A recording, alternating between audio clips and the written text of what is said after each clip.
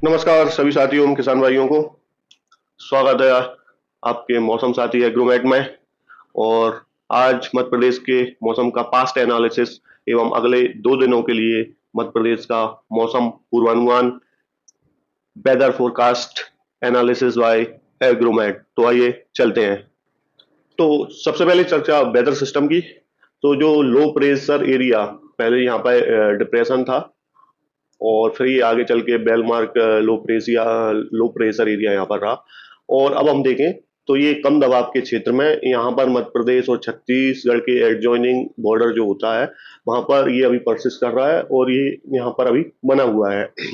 ये पहले जो अवसाद था वो फिर स्पष्ट कम दबाव के क्षेत्र में रहा, फिर अब ये कम दबाव के क्षेत्र में यहाँ बना हुआ है। ये इस तरह से आगे बढ़ा और यहाँ पर ये अभी बना हुआ है। और बात करें हम आगे इसकी ट्रैक के, तो इसका क्या जो ट्रैक रहने वाला है उसमें इसके दो जो पॉसिबिलिटी हैं, दो संभावनाएं यहाँ पे दिख रही हैं। ये अभी तो फिलहाल तो यहाँ पर है मध्य प्रदेश और छत्तीसगढ़ के बॉर्डर के आसपास, जैसे सिंगरौली या मान लीजिए अंबिकापुर है। यहाँ से इसकी दो संभावनाएं दिख रही हैं, या तो ये कमजोर होकर साइक्लोनिक सर्कुलेशन या फिर मानसून ट्रफ के साथ ये मर्ज हो जाए। इस तरह से ये रिकर्व कर जाएगा, कमजोर होकर यहाँ ये बिखर जाएगा या डिफ्यूज हो जाएगा। एक और संभावना ये है कि ये थोड़ा सा और आगे जाए और इस तरह से जो मानसून ट्रफ रहेगी यहाँ से, ये मानसून ट्रफ के साथ जो है वो समाहित हो जाएगा। इसकी दो ही संभावनाएं अभी दिख रही हैं फिलहाल। या तो इस तरह से रिकर्व करता है तो ये उत्तर प्रदेश की भागों की तरफ कमजोर होकर टूट जाएगा, या चक्रवाती हवाओं के क्षेत्र में रह जाएगा, या पर यहीं पर कमजोर होकर ये मानसून की जो अक्षीय रेखा है, जब ये कमजोर होगा तो मानसून की अक्षीय रेखा ये उत्तर प्रदेश के भागों के आसपास आएगी और ये इसमें समाहित हो जाएगा। और अब इसके संबंध में आइए चर्चा करते हैं मध्य प्रदेश का मौसम कैसा रहा और आगे कैसा रहने वाला है अगले 2 दिनों के लिए। देखिए, कल और आज की हम बात करें तो इसने जो है मध्य प्रदेश के कई भागों को बारिश दी। इधर से हम देखें तो ये पचमढ़ी है, होशंगाबाद, पिपरिया, नरसिंहपुर, जबलपुर संभाग के कुछ जिले, उमरिया, कटनी, फिर दमोह का कुछ भाग हटा है, सागर है, गिरार, और इधर बीना, इटापा, सिरोंज, विदिशा, पूरा जिला, भोपाल। और यहाँ तक हम देखें तो हरदा तक कल से लेकर आज अच्छी बारिश हुई और अभी भी हो रही है।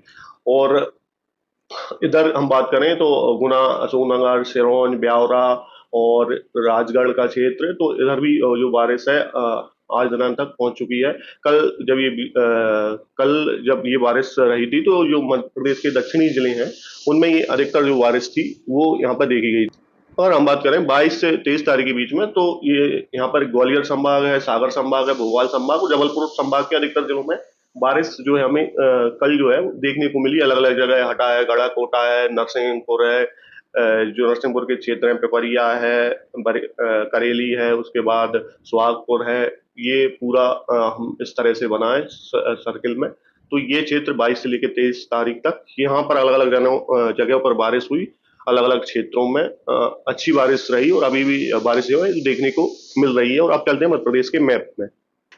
अब हम देखें तो कल से लेकर आज तक और 24 तक हम देखें, 22 तारीख की हम बात कर चुके हैं, लेकिन 23 और 24 में देखें तो अभी क्या होगा। ये सिस्टम लगभग यहाँ पर है अभी इस तरह से मध्य प्रदेश छत्तीसगढ़ में। इसकी दो संभावनाएं हैं। अगर ये इस तरफ रिकर्व करता है उत्तर प्रदेश की तरफ, तो फिर ये होगा कि जो भिंड है, मुरैना है, ग्वालियर, शिवपुरी, गुना, सुंदरगढ़, विदिशा, रायसेन, नरसिंहपुर, सिवनी, बालाघाट, मंडला, डिंडोरी, अनूपपुर, शहडोल, सीधी, संगरौली, मऊगंज, रीवा, सतना, छतरपुर, टीकमगढ़, निवाड़ी, सागर, दमोह, पन्ना, मैहर, कटनी, उमरिया, जबलपुर। तो ये लगभग भाग जो है वो बहुत अच्छी बारिश आने वाले 23 तारीख और 24 तारीख को देखेंगे। वो इसलिए होगा जब ये वेदर सिस्टम इधर की तरफ जाएगा तो यहाँ पर जो मानसून सर्ज इसकी है, यानी जो हवाएं जब विपरीत दिशाओं से आती हैं, इधर यहाँ से आप मान लीजिए ये इधर से अरब सागर से जो हवाएं आती हैं, और एक मिनट फिर से करता हूँ, ये यहाँ से अरब सागर से हवाएं इस तरह से आती हैं और ये जो बंगाल की खाड़ी है इसकी हवाएं इस तरह से इसके चारों ओर घूम रही हैं यहाँ से इस तरह से। तो जब ये यहाँ पर सर्ज होती हैं, आपस में टकराती हैं, यहाँ आके मिलती हैं, तो यहाँ पर जो क्षेत्र होते हैं वहीं पर इसकी बारिश होती है। तो अब क्या होगा कि अगर ये इधर की तरफ रिकर्व किया तो इसके साथ साथ क्या होगी, बारिश भी इस तरह से यहाँ से, जैसे गुना से शहडोल तक का मैप है, ये इस तरह से आगे की तरफ जाएगी, मतलब बारिश जो है वो इस तरफ बढ़ेगी। और अगर ये रिकर्व नहीं करता है अगर ये रिकर्व नहीं करता है तो फिर बारिश जो इस तरफ की तरफ बढ़ेगी। अगर मान लो मध्य प्रदेश के अंदर तक भागों तक आता है तो बारिश फिर इन क्षेत्रों में मध्य प्रदेश के नीमच है, मंदसौर है, आगल मालवा है, राजगढ़, उज्जैन, रतलाम, झाबुआ, अलीराजपुर, धार, इंदौर, देवास, सीहोर है, गुना, शिवपुर, मुरैना, तो बारिश की जो मात्रा है वो इन क्षेत्रों में ज्यादा देखने को मिलेगी। इसकी दो जो ट्रैक मैंने बताया उसके अनुसार। और आज जो है लगभग 23 तारीख की मैं बात करूं तो 23 तारीख को यहाँ से लेकर ये क्षेत्र और इस तरह से ये ये जो पूरा क्षेत्र है, ये जो मैंने बीच में जो कवर किया है, ये लगभग मुरैना, भिंड, मुरैना, नीमच, मंदसौर, विदिशा, राजगढ़, आगरमालवा, शाजापुर, सीहोर, रायसेन, भोपाल, नरसिंहपुर, सागर संभाग, सागर है, सागर के जो अलग अलग क्षेत्र हैं, हटा है वगैरह, इनमें अच्छी बारिश देखने को मिलेगी। जयसिंह नगर है। और अगर आज ये 23 तारीख की बात है, लेकिन कल अगर 24 तारीख को ये इस तरह से गया इधर की तरफ सिस्टम, यहाँ पर आके कमजोर हुआ, तो फिर जो है वो भिंड, मुरैना, ग्वालियर, दतिया, बुंदेलखंड के समस्त जिले, टीकमगढ़, छतरपुर, सतना, रीवा, मऊगंज, सीधी, सिंगरौली, पन्ना, दमोह, कटनी, उमरिया, हालांकि दमोह में कुछ जगहों पर बारिश हुई है, कटनी की कुछ जिलों में बारिश हुई है, पन्ना की, लेकिन वो कहें तो व्यापक विस्तृत बारिश नहीं हुई है। अलग अलग स्पॉटेड लोकलाइज्ड रेन जो है वो देखने को मिली है इन क्षेत्रों में, यहाँ से लेकर इन क्षेत्रों में। तो अगर मैं बात करूं तो ये पूरा बुंदेलखंड रीजन है, बघेलखंड का रीजन है, कुछ हम देखें महाकौशल का क्षेत्र है, ये अभी भी लगातार सूखा बना हुआ है। और दो ही इसकी जो पॉसिबिलिटी है, अगर इधर गया तो ये जो ले अभी तक बारिश को तरस रहे हैं। देखिए यहाँ पर बहुत कम बारिश हुई है। आप सिंगरौली मान ले, सीधी, मऊगंज, रीवा, सतना, छतरपुर, टीकमगढ़, पन्ना, दमोह, कटनी, उमरिया, शहडोल और डिंडोरी, मंडला में हालांकि कल अच्छी बारिश हुई जबलपुर में। तो ये जो क्षेत्र हैं जो सूखे बनी हुई हैं, देखिए मानसून आ जाने के बाद सभी क्षेत्रों में बारिश होनी चाहिए और बारिश मिलनी चाहिए। लेकिन क्या हो रहा है कि ये जो क्षेत्र है ये अभी तक बारिश से बिल्कुल नदारद है।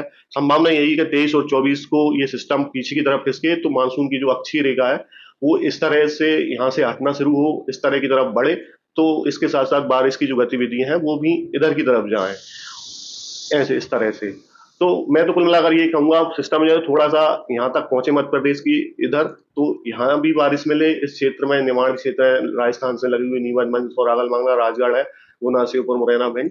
और जब ये वापस यहाँ से हम देखें, ये जब यहाँ के कमजोर हो और यहाँ से ये रिकर्व करे तो मध्य प्रदेश के दोनों भागों, पश्चिम और उत्तर पूर्वी भागों, यहाँ पर भी ये बारिश देखने को मिले, ऐसी मैं उम्मीद करता हूँ। बाकी ये प्रकृति है, जिस तरह से जो होना होता है वही होता है, लेकिन हम जो है अनुमान ही लगा सकते हैं। फिलहाल इस वीडियो में जुड़ने के लिए आप सभी साथियों का बहुत बहुत धन्यवाद। अगर जानकारी अच्छी लगी तो चैनल को सब्सक्राइब करें, शेयर करें और अन्य लोगों की मदद पहुंचाने के लिए आप इसको लिंक को भेजें, सभी के पास ये वीडियो पहुंचे। और वीडियो में कोई बात पसंद नहीं आती है तो आप हमें कमेंट करके भी बता सकते हैं। कमेंट करके आप जो भी जानकारी चाहें वो पूछ सकते हैं, उसका जवाब एग्रोमेट के माध्यम से जरूर दिया जाएगा। और आप एग्रोमेट के साथ जुड़े, इसके लिए बहुत बहुत धन्यवाद। जय हिंद, जय भारत, गुड बाय।